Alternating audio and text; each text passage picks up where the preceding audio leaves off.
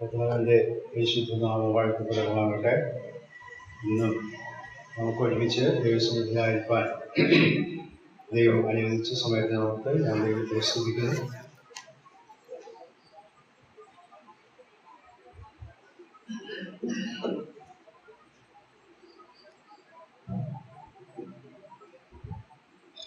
ഇന്നലെയും ഇന്നും എനിക്ക് വളരെ തിരക്കുള്ള ദിവസമായിരുന്നു. വളരെ ക്ലേശകരമായ സാഹചര്യം ആണ്. യാത്ര ചെയ്യേണ്ടി ദീർഘയാത്ര ചെയ്യേണ്ടി വന്നു. ഇന്ന് ഞങ്ങളവിടെ ഒരു സഹോദരി വെളുപ്പിന് മരിച്ചപ്പോൾ അതിനുവേണ്ടി രാവിലെ വെളുപ്പിനെ തന്നെ എഴുന്നേറ്റ് പോകേണ്ടി വന്നു. പിന്നെ ഉച്ചയ്ക്ക് പോകേണ്ടി വന്നു. പിന്നെ വൈകുന്നേരമാണ് സംസ്കാര ശുശ്രൂഷ നടന്നത്. അപ്പോൾ അതിലൊക്കെ ഇൻവോൾവ് ആയതുകൊണ്ട് നമുക്ക് ഒഴിവാക്കാൻ പറ്റുന്ന ഒരു കാര്യമില്ല. കാരണം വളരെ പ്രായമുള്ള സഹോദരിയാണ്. വളരെ സാമ്പത്തികമായ പരിമിതികളുള്ള ഒരു സാഹചര്യത്തിലുള്ളതാണ്. അപ്പോഴവരെ വേണ്ടത്ര ആ കുടുംബത്തെ പരിഗണിച്ചില്ലെങ്കിൽ ഒരുപാട് പരാതിയുണ്ട്. ആ സ്ത്രീ മാത്രമാണ്, ആ സഹോദരി മാത്രമാണ് ആ കുടുംബത്തിൽ നിന്ന് രക്ഷിക്കപ്പെട്ടു പോകുന്നത്. അവർ അവിവാഹിതയാണ്. 81 വയസ്സ് പ്രായമുണ്ടായിരുന്നു. വളരെ ചില നാളുകളായിട്ട് ശാരീരിക ക്ലേശത്തെയും കൂടെ കടന്നുപോയിക്കൊണ്ടിരിക്കുകയായിരുന്നു. എന്നാൽ ഇന്ന് അത് ശുശ്രൂഷകളൊക്കെ ഭംഗിയായി അനുഭവിക്കാനായിട്ട് അവിടെയുള്ള പ്രിയപ്പെട്ടവർക്ക് കൃപ നൽകി. അതുകൊണ്ട് തന്നെ ഞാൻ ദിവസത്തോട് പറയായിരുന്നു, വളരെ തിരക്കിട്ടാണ് ഞാൻ ഈ കാര്യങ്ങളൊക്കെ ഇന്ന് ക്രമീകരിക്കാനായിട്ട് ഇടയായത്. നിങ്ങൾ എന്തെങ്കിലും കഴിവിൽ ഉണ്ടെങ്കിൽ ദയവായി ശ്രദ്ധിക്കുക. ഞാൻ വിഷയത്തിലേക്ക് കടക്കട്ടെ. കഴിഞ്ഞ ആഴ്ച നാം ചിന്തിച്ച് നിർത്തിയത്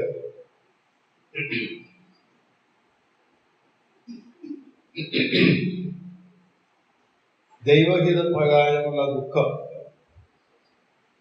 മാനസാന്തരത്തിലേക്ക് നയിക്കുന്നു എന്നും അതിലൂടെ നമുക്ക് ദൈവമായിട്ടുള്ള ബന്ധം പുനഃസ്ഥാപിക്കാൻ കഴിയുമെന്നും എന്നാൽ യഥാർത്ഥത്തിലല്ലാത്ത അനുതാപവും മാനസാന്തരവും അത് ഗുണം ചെയ്യുന്നതല്ല എന്നും നാം ഓർക്കുകയുണ്ടായി.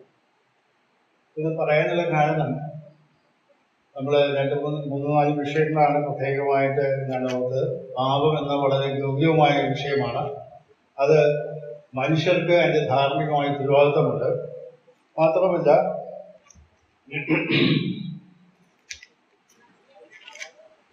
അത് പാപത്തിൽ വീണുപോകുന്ന മനുഷ്യന് യഥാർത്ഥ അനുതാപവും പശ്ചാത്താപവും വന്നാൽ മാത്രമേ ദൈവമായിട്ടുള്ളതായ ബന്ധം പുനഃസ്ഥാപിക്കാൻ കഴിയുന്നത്. ഇന്ന് അതിൻ്റെതായ അവസാന ഭാഗത്തേക്ക് ഞാൻ വരികയാണ്. ആ വിഷയത്തിൻ്റെ ദൈവിക വിശുദ്ധി, ദൈവത്തിൻ്റെ ക്രോധവും എന്നുള്ള വിഷയമാണ് ഇന്നത്തെ വിഷയം. ആ വിഷയം ഞാൻ പഠിക്കാനായിട്ട് നോക്കിയപ്പോഴാണ് വാസ്തവം പറഞ്ഞാൽ ഈ വിഷയം പഠിക്കാനായിട്ട് എന്നെ പ്രേരിപ്പിക്കാനായിട്ട് ഇടയായത്. നമ്മുടെ ഇടയിലൊക്കെ ഉള്ളതായ പല സമീപനങ്ങൾ എന്ന് പറഞ്ഞാൽ വിശ്വാസ സമൂഹത്തിൽ മാത്രമല്ല ലോകത്തെ എമ്പാടും പാപം എന്ന് പറയുന്ന വിഷയത്തെ അല്ലെങ്കിൽ ദൈവികത്തെ വിശുദ്ധി ഒക്കെ ഉയർത്തി കാണിക്കുമ്പോൾ അത് വേദപുസ്തകം വെളിപ്പെടുത്തുന്ന അത്രയും സൂക്ഷ്മമായ ഒരു അർത്ഥത്തിലല്ല ഉൾക്കൊള്ളുന്നു. കാരണം ദൈവത്തിന്റെ വിശുദ്ധിയെക്കുറിച്ച് ദൈവവചനം ഉടനീളം പ്രതിപാദിക്കുന്നു. പഴയ നിയമത്തിലായാലും പുതിയ നിയമത്തിലായാലും. അപ്പോൾ ദൈവത്തിന്റെ ക്രോധം പാപത്തോട് ബന്ധപ്പെട്ട് വരുന്നത് ദൈവിക വിശുദ്ധിയുടെ അടിസ്ഥാനത്തിലാണ്. നാം വേദപുസ്തകം വായിച്ചാൽ പല സ്ഥലങ്ങളിലും ദൈവത്തിന്റെ പഴയ നിയമത്തിലാണ് പ്രത്യേകിച്ച് കൊടുക്കുന്നത്. ദൈവത്തിന് കൊടുത്തിട്ടുള്ള ഒരു പേരാണ് അത്യുന്നതൻ. അത് 30 ദിവസം മുതലേ തുടങ്ങുന്നത് സങ്കീർത്തനങ്ങൾ പല സ്ഥലങ്ങളിൽ പറയുന്നു.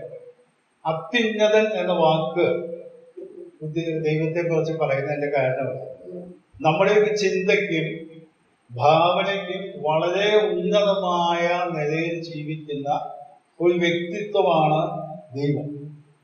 നമുക്കത് ഉൾക്കൊള്ളാനായിട്ട് അല്പം ബുദ്ധിമുട്ടുണ്ട്. അതുകൊണ്ടാണ് ദൈവഭക്തരായിട്ട് ആളുകൾ അത്യുന്നതൻ എന്ന വാക്ക് ഉപയോഗിച്ചത്. നാം 91 സങ്കീർത്തനം നമുക്കറിയാം, അത്യുന്നതന്റെ മറവിൽ വസിക്കുകയും. അപ്പൊ ദൈവത്തിന് പറയുന്ന ഒരു പര്യായ പദം എന്ന നിലയിലോ അല്ലെങ്കിൽ ഒരു വിശേഷണം എന്ന നിലയോ ആ വാക്ക് നാം ഉപയോഗിക്കാം. എന്നാൽ നാം അതിന്റെ ഔന്നിത്യം പലപ്പോഴും ഉൾക്കൊണ്ടുകൊണ്ടല്ല ആ വാക്ക് പറയുന്നത്. എന്ന് പറഞ്ഞാൽ ദൈവത്തിന്റെ പേര് എന്നുള്ള നിലയ്ക്കാണ് നാം പലപ്പോഴും ചിന്തിക്കുന്നത്. കാരണം മനുഷ്യരായ നാം പരിമിതികളുള്ളവരാണ്, വളരെ പരിമിതികളുള്ളവരാണ്. നമുക്ക് ദൈവത്തെക്കുറിച്ച് വേദപുസ്തകം വെളിപ്പെടുത്തിയ ആശയങ്ങൾ മനസ്സിലാകില്ലെങ്കിൽ ദൈവത്തെ വേണ്ട വിധത്തിൽ ഉൾക്കൊള്ളാനോ അംഗീകരിക്കാനോ കഴിയാത്ത അവസ്ഥയായിരുന്നു. അതുകൊണ്ടാണ് ദൈവത്തിന്റെ വിശുദ്ധി കുറിച്ച് ചിന്തിക്കുമ്പോഴേ പലരും വളരെ ലാഘവ ബുദ്ധിയോടുകൂടിയാണ് അതിനെ കാണുന്നത്. യേശു കർത്താവിന്റെ ക്രൂശ് എന്ന് പറയുന്നതിന്റെ അടിസ്ഥാന കാരണം എന്ന് പറയുന്നത് നമ്മുടെ പാപം, അതുപോലെ അതിൻ്റെതായ ശിക്ഷാവിധി, അല്ലെങ്കിൽ അതിന്റെ പശ്ചാത്താപം, അല്ലെങ്കിൽ കുറ്റബോധം, ഇതൊക്കെ ഉണ്ടെങ്കിൽ കൂടെ ഏറ്റവും പ്രധാനപ്പെട്ട കാര്യം എന്ന് പറഞ്ഞാൽ ദൈവത്തിന്റെ വിശുദ്ധിക്ക് പാപിയായ മനുഷ്യനെ സ്വീകരിക്കണമെങ്കിൽ അതിന് തക്കതായ ഒരു സംവിധാനത്തിലൂടെ മാത്രമേ സാധിക്കൂ. എന്ന് പറഞ്ഞാൽ ദൈവത്തിന്റെ നീതിക്കും വിശുദ്ധിയും തൃപ്തിയടയാതെ, ആ വാക്കാണ് ഞാൻ ഉപയോഗിക്കാനായിട്ട് ആഗ്രഹിക്കുന്നത്, ദൈവത്തിന്റെ വിശുദ്ധിക്കും നീതിക്കും തൃപ്തി അടയാതെ, ദൈവത്തിന്റെ പ്രമാണങ്ങൾക്ക് ഒരു കോട്ടവും തട്ടാതെ, അല്ലെങ്കിൽ കുറച്ചുകൂടി വ്യക്തമായി പറഞ്ഞാൽ ദൈവ സ്വഭാവത്തിന് യാതൊരു വ്യത്യാസവും വരുത്താതെ പാപിയായ മനുഷ്യനെ സ്വീകരിക്കാനായിട്ട് സാധിക്കും. അവിടെയാണ് മനുഷ്യനും ദൈവവും തമ്മിലുള്ള വ്യത്യാസം. ഞാൻ ഈ ഭാഗം പഠിച്ചുകൊണ്ടിരുന്നപ്പോൾ പലപ്പോഴും ഞാൻ ഈ ഭാഗം ചിന്തിക്കുമ്പോൾ തന്നെ എൻ്റെ മനസ്സിലേക്ക് കടന്നു വരുന്ന പല സംഭവങ്ങളുണ്ട്. വേദപുസ്തകത്തെ കാര്യമാണ് ഞാൻ പറയും. പല സംഭവങ്ങൾ നമ്മൾ പഴയ നിയമത്തിലായാലും പുതിയ നിയമത്തിലായാലും ചിന്തിക്കുമ്പോഴേ നമ്മൾ വളരെ ഗൗരവത്തോടെ കാണേണ്ട പല കാര്യങ്ങളും വളരെ ലാഘവത്തോടു കൂടിയാണ് കാണുന്നത്. കാരണം ഈ ലോകത്തിലെ ആളുകൾ ചിന്തിക്കുന്നത് ഒരു വിഗ്രഹങ്ങളെ സേവിക്കുന്നവരാണ്, അല്ലെങ്കിൽ മറ്റ് മതങ്ങളിൽ ഉള്ളവരും ഒക്കെ അങ്ങനെ തന്നെയാണെങ്കിൽ അവർ വിചാരിക്കുന്നത് ദൈവത്തെ പ്രസാദിപ്പിക്കാനായിട്ട് നാം എന്തെങ്കിലുമൊക്കെ ചെയ്താൽ മതി. ചില കർമ്മങ്ങൾ ചെയ്യുക, പുണ്യപ്രവർത്തികൾ ചെയ്യുക, നേർച്ച കാഴ്ചകൾ സമർപ്പിക്കുക. നമുക്കറിയാം ഗുരുവായൂർ അമ്പലത്തില് എത്രയോ സ്വർണമാണ് ആളുകൾ കൊണ്ടുവന്ന് സംഭാവന കൊടുക്കുന്നത്. അതുപോലെ ഇപ്പൊ ശബരിമലയിൽ അങ്ങനെയൊക്കെ നമ്മൾ ആ പ്രശ്നമൊക്കെ നമ്മൾ കേട്ടുകൊണ്ടിരിക്കും. അപ്പോൾ ഇതൊക്കെ കൊണ്ട് ദൈവത്തിന് സമർപ്പിച്ചാൽ ദൈവം സംപ്രീതനാകും എന്നുള്ളതായ ഒരു കാഴ്ചപ്പാടാണ് മനുഷ്യന്. കാരണം ദൈവം ആരാണെന്നും ദൈവത്തിന്റെ വിശുദ്ധി എത്രമാത്രം വലുതാണെന്നും തിരിച്ചറിയാൻ കഴിയാത്ത ഒരു സമൂഹമാണ് നമ്മുടെ ചുറ്റുമുള്ളത്. എന്നാൽ നാം വേദപുസ്തകം പഠിക്കുമ്പോഴാണ് മനസ്സിലാകുന്നത് എന്തുകൊണ്ടാണ് ദൈവത്തിന്റെ വിശുദ്ധിക്കും നീതിക്കും പാപിയായ മനുഷ്യനെ സ്വീകരിക്കാൻ കഴിയാത്തത് എന്നുള്ളത്. അതുകൊണ്ടാണ് കാൽവറി ക്രൂശ് അവിടെ അനിവാര്യമായിട്ട് വന്നത് എന്ന് കാണാൻ സാധിക്കും. പഴയ നിയമം പഠിക്കുമ്പോഴേ അവിടെ ചിലത് യാഗങ്ങളൊക്കെ നടത്തിക്കൊണ്ടിരുന്നു എങ്കിൽ കൂടെ പൂർണ്ണമായ അളവിൽ തൃപ്തി വരുത്താൻ കഴിയുന്ന യാഗമായിട്ട് തീർന്ന കർത്താവായ യേശു യാഗമാണ്. അത് നമുക്ക് നന്നായിട്ട് അറിയാം. എന്നാൽ വേദപുസ്തകത്തിൽ ഉടനീളം പഠിക്കാൻ ശ്രമിച്ചാൽ പല സ്ഥലങ്ങളിലും ദൈവത്തിന്റെ വിശുദ്ധിയെ പ്രതിപാദിക്കുന്ന ചില ആശയങ്ങളും ചില പ്രയോഗങ്ങളും ഭാഷാ പ്രയോഗങ്ങളും ഉണ്ട് എന്ന് കാണാൻ സാധിക്കും. ദൈവത്തിന്റെ കോപം ജ്വലിക്കുന്നത് തന്റെ വിശുദ്ധിക്ക് നിരക്കാത്ത കാര്യങ്ങൾ സംഭവിക്കുമ്പോഴാണ്.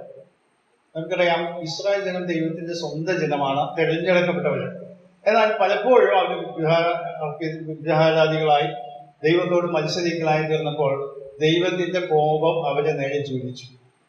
അപ്പോൾ സാധാരണ ആളുകൾ ചിന്തിക്കാറുള്ളത് കോപിക്കുന്നത് ദൈവത്തിന്റെ ഒരു ഗുണമാണോ അല്ലെങ്കിൽ സ്വഭാവമാണോ? യേശു ക്രിസ്തു തന്നെ നമുക്കറിയാം ശബരിമല ഗിരിപ്രഭാഷണം നടത്തിയ സമയത്ത് അവിടെ പറയുന്ന ഒരു വാചകമുണ്ട്. സുവിശേഷം 5-ാം അധ്യായത്തിലേക്ക് കടന്നു വരാം.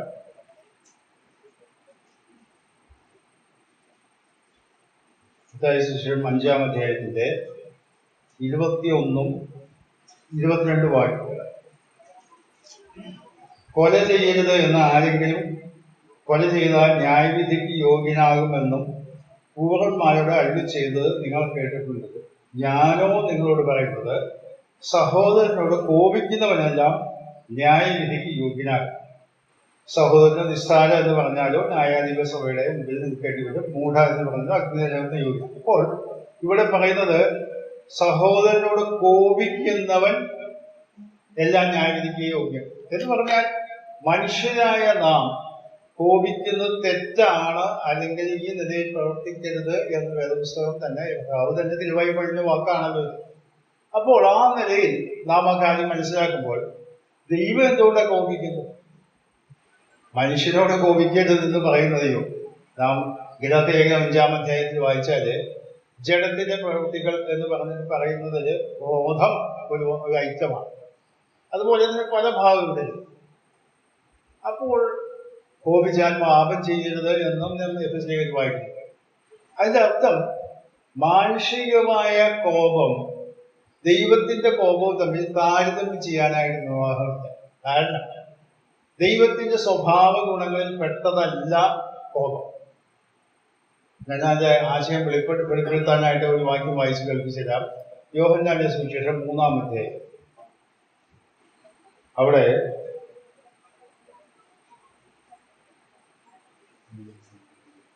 19-ാമത്തെ വാക്യം വായിക്കുന്നു. യോഹന്നാന്റെ സുവിശേഷം 3-ാം അധ്യായത്തിന്റെ 19.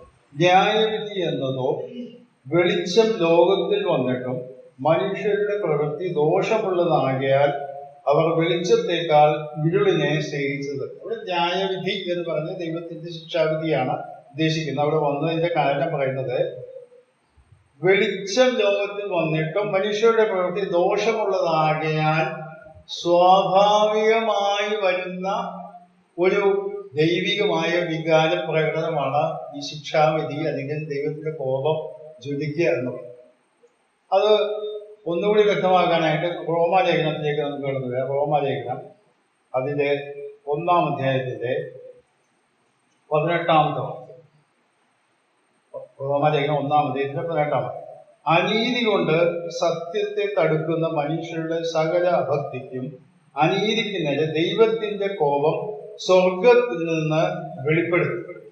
ശ്രദ്ധിക്കുക, ദൈവത്തെ കുറിച്ചുള്ള അറിവ് ലഭിച്ച ആളുകള് അതനുസരിച്ച് ജീവിക്കുന്നില്ലെങ്കിൽ ദൈവത്തിന്റെ കോപം വെളിപ്പെടും എന്നാണ്. എന്ന് പറഞ്ഞാൽ മനുഷ്യൻ ചെയ്യുന്ന ആ പ്രക്രിയയുടെ തെറ്റായ പ്രശ്നത്തിന്റെ ഒരു റിസൾട്ടാണ് അത് ദൈവം ചെയ്യുന്ന കാര്യമായിട്ടാണ് മനസ്സിലാക്കുന്നത്.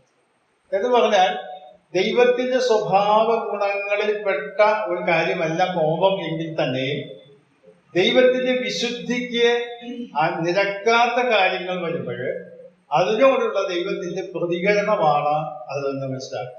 അത് മനുഷ്യന്റെ സ്വാഭാവികമായ പരിണാമം കൊണ്ടുണ്ടാകുന്ന, അല്ലെങ്കിൽ പ്രകൃതിയുടെ പ്രത്യേകത കൊണ്ടുണ്ടാകുന്നതായ ഒരു അവസ്ഥയാണ് എന്നാണ് അവിടെ പറയുന്നത്. ഇത് നാം മനസ്സിലാക്കേണ്ടത് ദൈവത്തിന്റെ വിശുദ്ധിയും ദൈവത്തിന്റെ ക്രോധവും എന്ന് പറയുന്നത് വിശുദ്ധനായ ദൈവത്തെ ആ നിലയിൽ ഉൾക്കൊള്ളാൻ കഴിയാത്ത മനുഷ്യർക്ക് സ്വാഭാവികമായി വരുന്നതായ ഒരു ന്യായവിധിയുടെ ചിത്രമാണ് ഈ കോപം എന്ന് കാണാൻ സാധിക്കും. അല്ലെങ്കിൽ ദൈവത്തിന്റെ ക്രോധം എന്ന് പറയുന്നത്. എന്നാൽ ഒരു കാര്യം കൂടി മനസ്സിലാക്കണം. പഴയ നിയമത്തില് പലപ്പോഴും ആളുകൾ പറയാൻ ദൈവം വളരെ ശിക്ഷിക്കുന്ന ദൈവമാണ്, ദൈവത്തിന്റെ വളരെ ശിക്ഷാവിധികളും ദൈവത്തിന്റെ പ്രവൃത്തികളൊക്കെ ആ നിലയിൽ വളരെയധികം വെളിപ്പെട്ടുള്ള സന്ദർഭങ്ങൾ നമുക്കറിയാം. കോലപിതാധാൻ അഭിരാം മുതലായ ആളുകളുടെ നേരെ ദൈവത്തോട് മത്സരിച്ചപ്പോൾ അവിടെ നടന്ന ശിക്ഷാവിധി നമുക്കറിയാം. അപ്പോൾ ദൈവം അങ്ങനെ വളരെ ശക്തമായി ഇടപെടുന്ന വ്യക്തിയാണ്. എന്നാൽ പലരും പറയുന്നത് പുതിയ നിയമത്തിലേക്ക് വരുമ്പോൾ ദൈവം സ്നേഹവാനാണ്. കാരണം യോഹന്നാന്റെ ലേഖനത്തിൽ വായിക്കുന്നത് ദൈവസ്നേഹം തന്നെയാണ്.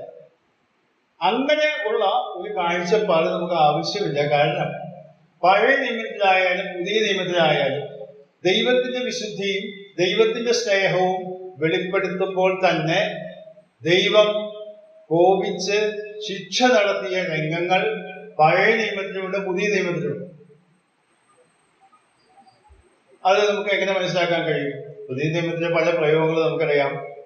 നമ്മുടെ ദൈവം ദഹിപ്പിക്കുന്ന അഗ്നിയാണ് എന്നാണ് വായിക്കുന്നത്. തന്നെയുമല്ല, ദൈവത്തിന്റെ വിശുദ്ധിക്ക് അനുസരിച്ച് മനുഷ്യന് ഒരു തരത്തിൽ അടുക്കാൻ പോലും കഴിയാത്ത അത്രയും വിശുദ്ധനായ ദൈവത്തിന്റെ സന്നിധിയിലേക്ക് മനുഷ്യൻ പാപവുമായിട്ട് ചെല്ലുമ്പോൾ ഒരു തരത്തിലും അങ്ങോട്ട് അടുക്കാൻ പോലും കഴിയാത്ത അവസ്ഥയാണ്. നമ്മുടെ പഴയ ദൈവത്തിന് പല സംഭവങ്ങൾ നമ്മുടെ ഓർമ്മയിലേക്ക് കടന്നു ഞാനൊന്ന് പറഞ്ഞു പോകാം. യെശയ്യാപ്രവചനം 6-ാം അധ്യായത്തിലേക്ക് നാം കടന്നു വരുമ്പോൾ അവിടെ ഒരു പ്രത്യേക സംഭവം രേഖപ്പെടുത്തിയിട്ടുണ്ട്. ഉസിയ രാജാവ് മരിച്ച ആണ്ടിൽ എന്ന് പറഞ്ഞു പോകുന്ന ആ സംഭവം അവിടെ രേഖപ്പെടുത്തിയിട്ടുണ്ട്. അവിടെ ദൈവത്തിന്റെ മഹത്വം കണ്ടതായ വ്യക്തിയാണ് യെശയ്യാവ് അവിടെ പറയുന്നത്. അതിന്റെ 5-ാം വാക്യത്തില് നാം ഇങ്ങനെ വായിക്കുന്നു: അപ്പോൾ എനിക്ക് അയ്യോ കഷ്ടം, ഞാൻ നശിച്ചു, ഞാൻ ശുദ്ധിയില്ലാത്ത അധരങ്ങളുള്ള ഒരു മനുഷ്യൻ, ശുദ്ധിയില്ലാത്ത അധരങ്ങളുള്ള ജനത്തിന്റെ നടുവിൽ വസിക്കുന്നു. എന്റെ കണ്ണ് സൈന്യങ്ങളുടെ യഹോവ രാജാവിനെ കണ്ടുവല്ലോ എന്ന് പറഞ്ഞു. എന്ന് പറഞ്ഞാൽ പരിശുദ്ധനായ ദൈവത്തെ കണ്ടപ്പോൾ, അല്ലെങ്കിൽ ദർശനം ഉണ്ടായപ്പോൾ ഇവിടെ പറയുന്നത്, അവൻ നിലവിളിക്കുകയാണ്, അയ്യോ ഞാൻ അനിഷ്ട മനുഷ്യൻ എന്ന നിലയിൽ അശുദ്ധനായ മനുഷ്യനാണ്, അയ്യോ കഷ്ടം, ഞാൻ നശിച്ചു എന്ന് പറഞ്ഞാൽ ദൈവത്തിന്റെ വിശുദ്ധിയെ ഒരു പരിധി വരെ കണ്ടപ്പോഴേ അവിടെ നിൽക്കാൻ കഴിയാതെ വണ്ണം ഭയചകിതനായ യെശയ്യാവിനെയാണ് നമ്മുടെ കാണുന്നത്. വളരെ ദൈവഭക്തനായ മനുഷ്യനാണ് ദാനിയേലിന്റെ പുസ്തകം നാം വായിച്ചാല് 10-ാം അധ്യായത്തിൽ ഒരു സംഭവം രേഖപ്പെടുത്തിയിട്ടുണ്ട്. എന്റെ ഒന്ന് ഓടിച്ച് പറഞ്ഞ് ഞാൻ മുമ്പോട്ട് പോകാം. ദാനിയേൽ പ്രവചനം 10-ാം അധ്യായത്തിലേക്ക് നമുക്ക് കടന്നു വരുമ്പോൾ അവിടെ കാണാൻ സാധിക്കുന്നത്, പാർസി രാജാവായ കോർസിന്റെ 3-ാം ആണ്ടിൽ എന്ന് പറഞ്ഞിട്ടാണ് തുടങ്ങുന്നത്. അവിടെ 6-ാം വാക്യം 6-ഉം 7-ഉം 8-ഉം വാക്യങ്ങളാണ് വായിക്കുന്നത്. അവന്റെ ദേഹം ഗോമേതകം പോലെയും, മുഖം മിന്നൽ പോലെയും, പ്രകാശം പോലെയും, കണ്ണ് തീപ്പന്തം പോലെയും, ഭുജങ്ങളും കാലുകളും മിനുക്കിയ താമ്രത്തിന്റെ വർണ്ണം പോലെയും, അവന്റെ വാക്കുകളുടെ ശബ്ദം പുരുഷാരത്തിന്റെ ആരവും പോലെയുമായി. ദാനിയേൽ എന്ന ഞാൻ മാത്രം ഈ ദർശനം കണ്ടു. എന്നോട് കൂടെ ഉണ്ടായിരുന്ന ആളുകൾ ദർശനം കണ്ടില്ല. എങ്കിലും ഒരു മഹാഭൃമം അവർക്ക് പിടിച്ചിട്ട് അവർ ഓടി ഒളിച്ചു.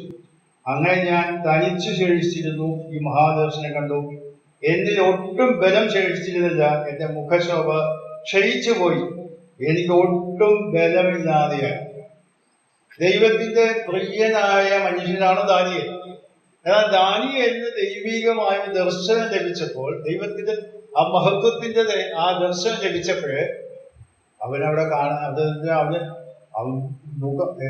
ഒട്ടും ബലമില്ലാത്തവനായിട്ട് അവിടെ നിഷ്ക്രിയനായിട്ട് നിൽക്കുന്ന ഒരു രംഗമാണ് കാണുന്നത്. അപ്പോൾ അതിന്റെ അർത്ഥം ദൈവത്തിന്റെ തേജസ്സിനെ കുറിച്ചും മഹത്വത്തെ കുറിച്ചും ഒരു ചെറിയ ദർശനം ലഭിക്കുന്നവർ തന്നെ വളരെ വിഷമിച്ചു പോകുന്നതായ സമയം. നമുക്കറിയാം, വെളിപ്പാട് പുസ്തകം 1-ാം അധ്യായത്തിലുള്ള കാര്യം നമുക്ക് നന്നായിട്ട് അറിയാം. പത്മോസ് ദ്വീപിലായിരുന്ന യോഹന്നാൻ കർത്താവിന്റെ ഭൂമിയിൽ കർത്താവിന്റെ നെഞ്ചോട് ചാരി കിടന്ന് അത്ര അടുത്ത് പ്രവർത്തിച്ചതായ ശിഷ്യനായിരുന്നു യോഹന്നാനെ നമുക്കറിയാം. എന്നാൽ ഉയർത്തെഴുന്നേറ്റ കർത്താവിന്റെ ആ തേജസ്സുള്ളതായ വർണ്ണനം അവിടെ വായിക്കുന്നു. അത് കണ്ടപ്പോഴേ ഞാൻ മരിച്ചവനെ പോലെ അവിടെ വീണു എന്നാണ്. എന്ന് പറഞ്ഞാൽ അപ്പോഴാണ് ശരിയായ ആ മഹത്വത്തിന്റെ ആ ദർശനം അവന് ലഭിക്കുന്നതും അവൻ വീണുപോകുന്നതായിട്ട് കാണും. എന്നാൽ ഈ ഇത്രയും വലിയവനായ, വിശുദ്ധനായ, മഹത്വധാരിയായ, അത്യുന്നതനായ ഈ ദൈവം ഈ പാപിയായ മനുഷ്യനെ സ്നേഹിച്ചു അല്ലെങ്കിൽ സ്വീകരിക്കണമെങ്കിൽ നാം മനസ്സിലാക്കണം, അതിന് തക്കതായ ഒരു പരിഹാരം വരുത്തിയേ പറ്റും. ഞാൻ ഈ കാര്യങ്ങളൊക്കെ ചിന്തിച്ചുകൊണ്ടിരുന്നപ്പോൾ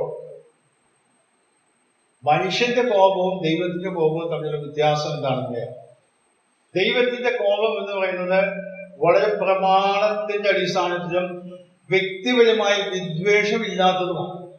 മനുഷ്യൻ കോപിക്കുന്നത് എങ്ങനെയാന്ന് പറയാം. മനുഷ്യൻ കോപിക്കുന്നത് വ്യക്തികളെ നോക്കിയിട്ടും അപ്പോഴുണ്ടാകുന്ന ആ വികാര പ്രകടന അടിസ്ഥാനത്തിലും ആ വൈരാഗ്യം മനസ്സിൽ വെച്ചുകൊണ്ടുമാണ് പ്രവർത്തിക്കുന്നത്. നാം കഴിഞ്ഞ ആഴ്ച യോനയുടെ ചരിത്രം ശ്രദ്ധിക്കുകയുണ്ടായി. യോന അവിടെ നിലവയിൽ പ്രസംഗിച്ചു, പലരും മാനസാന്തരപ്പെട്ടപ്പോഴേ യോനയുടെ മനസ്സിലുണ്ടായ വികാരം എന്താണെന്ന് നാം ചിന്തിക്കുകയുണ്ടായി. യോനയ്ക്ക് ആ മനസ്സിൽ വിദ്വേഷം വന്നിട്ട് അവിടെ പറയുന്നത്, നീ എനിക്കറിയാം ദൈവമേ, നീ ദീർഘക്ഷമയുള്ളവനാണ്, ക്ഷമിക്കുന്നവനാണ്, ഇതൊക്കെ ഞാൻ മനസ്സിലാക്കിയത് കൊണ്ടാണ് ഞാൻ അവിടെ പോകാൻ മടിച്ചത് എന്ന് അവിടെ ഏറ്റു പറയുന്നതായിട്ട് കാണാൻ സാധിക്കും. എന്നാൽ ദൈവത്തിന്റെ കോപം അവിടെ നശിപ്പിക്കുമെന്ന് പറഞ്ഞത് ആ വ്യക്തികളോടുള്ള വ്യക്തിവൈരാഗ്യമോ അല്ലെങ്കിൽ മുൻവിധിയോടുകൂടി ഉള്ളതല്ല. ദൈവത്തിന്റെ പ്രമാണമുണ്ട്, എന്റെ വിശുദ്ധിക്ക് അനുസരിച്ച് ജീവിക്കുവാൻ മനുഷ്യൻ തയ്യാറാണെങ്കിൽ ആ ദൈവത്തിന്റെ ക്രോധം അവിടെ ഇല്ലാതാകുക. അതുകൊണ്ടാണ് ദൈവം യോനയോട് ചോദിച്ചത്, ഇടം കൈയും വലം കൈയും തിരിച്ചറിയാത്ത ഈ ജനം മാനസാന്തരപ്പെട്ടപ്പോഴേ ദൈവം അവർക്ക് വരുത്തു എന്ന് പറഞ്ഞതായ നാശത്തിൽ നിന്ന് പിന്തിരിഞ്ഞു അല്ലെങ്കിൽ അനുദപിച്ചു എന്ന വാക്കാണ് വേദത്തിൽ ഉപയോഗിച്ചത്. പിന്തിരിഞ്ഞു എന്ന് നാം മനസ്സിലാക്കും. അപ്പോൾ അതിന്റെ അർത്ഥം വ്യക്തികളോട് മനുഷ്യരായ നാമൊക്കെ കോപിക്കുമ്പോൾ പലപ്പോഴും ഈ ചില ആളുകളൊക്കെ കോപിച്ചു കഴിഞ്ഞാൽ ക്ഷമ പറയുന്നതൊക്കെ സ്വാഭാവികമായിട്ട് കാണാൻ സാധിക്കും. എന്നാൽ പിന്നെയും ഇവന്റെ മനസ്സിൽ എന്നാലും എന്നോട് ഇങ്ങനെ പറഞ്ഞില്ലേ, എന്നോട് ഇങ്ങനെ ചെയ്തില്ലേ എന്നുള്ള ആ ഒരു ഉള്ളിലുള്ളതായ വൈരാഗ്യം അവിടെ കിടന്നു, അവിടെ തിളച്ചു പറഞ്ഞുകൊണ്ടിരിക്കും. എന്നാൽ ദൈവം ക്ഷമിക്കുക എന്ന് പറഞ്ഞാൽ അവൻ ഓർക്കയുമില്ല അവന്റെ പാപത്തെ എന്നാണ് നാം കാര്യങ്ങളിൽ വായിക്കുന്നത്. അപ്പോൾ അതിന്റെ അർത്ഥം ദൈവത്തിന്റെ കോപം വളരെ പ്രിൻസിപ്പിൾഡ് ആയിട്ടുള്ളതാണ്. ഒരു പ്രമാണത്തിന്റെ അടിസ്ഥാനത്തിലും ദൈവത്തിന്റെ വിശുദ്ധിക്ക് നിരക്കാത്തത് കൊണ്ട് മാത്രമാണ് ദൈവത്തിന്റെ ക്രോധം ജ്വലിക്കപ്പെടുന്നത്. അങ്ങനെ ജ്വലിക്കപ്പെടുന്ന ആ കോപം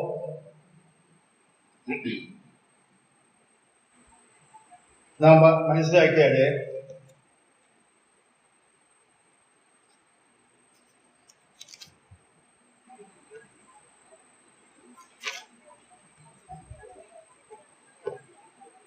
നാം മനസ്സിലാക്കുമ്പോഴേ ഈ ദൈവത്തെ അടുക്കാനായിട്ട് മനുഷ്യന് കഴിയില്ല. പഴയ നിയമം വായിക്കുമ്പോൾ മോശയോട് ദൈവം പറയുന്നതായിട്ട് കാണും, ആ പർവ്വതത്തിന്റെ അടുത്തേക്ക് ഒരു മൃഗം പോലും കടന്നു വരാൻ സാധ്യമല്ല.